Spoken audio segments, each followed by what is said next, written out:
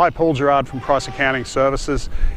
I want to visit an emerging issue that affects property owners in the 2018 tax year concerning travel deductions. It's important to remember from the 1st of July 2017, there are no tax deductions for travel for a property. Doesn't matter whether you're looking to buy it, whether you're repairing it, it doesn't matter.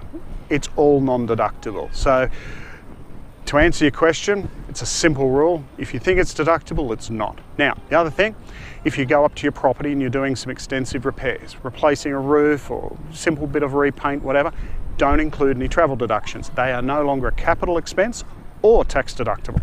So basically the rule now is just ignore travel deductions. They're not eligible, they're not available. Okay, so I hope that helps. Travel deductions includes car use, accommodation, meals, the lot. So sorry to be the bearer of bad news. It was announced in last year's budget, and it certainly is law. So I hope that clears up some concerns and confusion, and we look forward to seeing you again. Cheers, bye.